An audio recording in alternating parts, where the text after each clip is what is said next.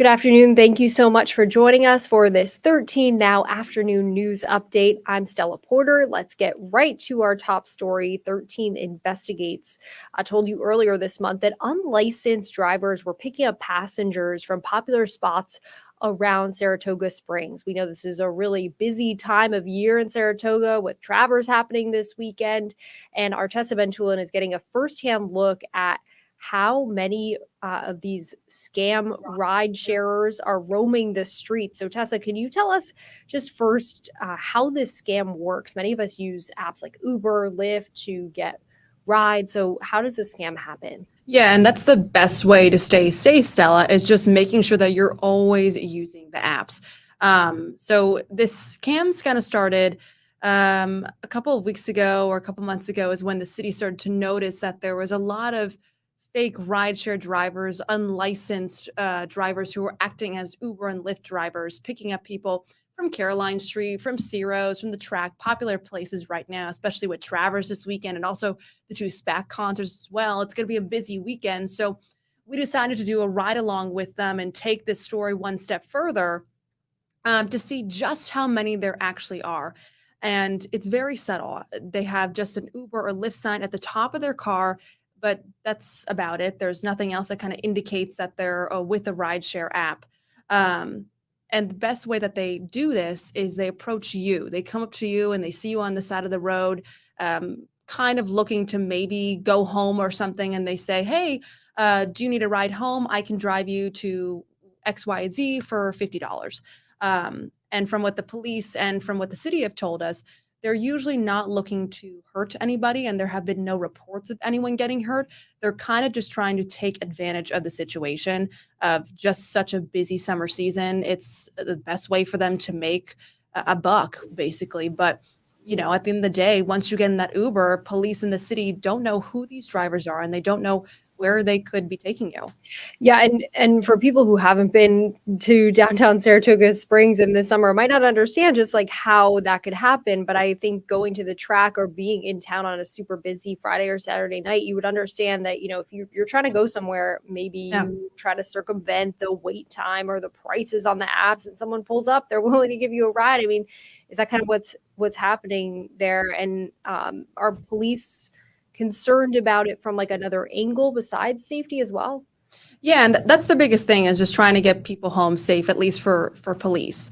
They were telling us when we were doing the ride along, which we did on a Friday night on Caroline Street, one of the busiest days, and there's at least 12 cops there on a Friday and Saturday night just to deal with crowd control, keeping people off the street, making sure that there's no fights breaking out. So they already have so much to deal with on top of this now, and they're trying to keep track of it and looking at all the cars. But with everything going on, you can't put them on the hook for this as well, on top of a police department that's already understaffed, like so many other police departments. But when we did the ride along with Sergeant Aaron Perkins, he says, hey, thanks for coming out and making me more aware of it now and what to look for exactly. I'll definitely keep a lookout for it. Interesting, Tessa. I'm looking forward to seeing your piece. Your stories start live at 4, and we'll see you with some more information then. Thank you for joining us. Thank you, Stella. Okay, to another top story today. News Channel 13 is seeing Dante Mitchell for the first time since he was arrested wearing a yellow jumpsuit and handcuffs in court today. He pled not guilty to all charges. Mitchell was due in court this morning for charges relating to the shooting death of another man in Cohoes on August 11th. You see the scene there. He's being charged for his alleged role in killing Shair Leggett on Main Street and Schuyler Street in Cohoes. Mitchell's lawyer, Rebecca Sokol, did an interview with reporters outside the courtroom after this hearing. This is video from that hearing, and we will have that full story starting live at 4, including what his attorney had to say after that hearing. It is a dry and sunny day today after a bit of a cool stretch there. So let's go to meteorologist Reed Kisselbeck for a look at what you can expect for the rest of your work week. Another beautiful day expected for us here across the area with mostly sunny skies, pleasant conditions, so low humidity and temperatures climbing. into the upper 70s. Tonight, another good night to open up the windows. We'll have a very gradual increase in cloud cover, so it won't be as cool as what we saw this morning, but overnight lows still dropping down into the upper 50s across our region. Your 7-day planner will have some showers arriving before the end of the day on Thursday. That lingers into the day Friday, on and off scattered showers, maybe a rumble of thunder. Saturday showing a chance for a few spotty showers, isolated thunderstorm in the mix.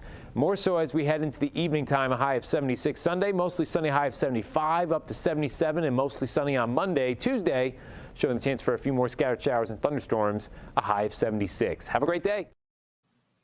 Thank you, Reed, and thanks so much for joining us for this 13 Now afternoon news update. Remember, you can catch those top stories coming up live at 4 o'clock over on News Channel 13 and on WNYT.com. Have a great day.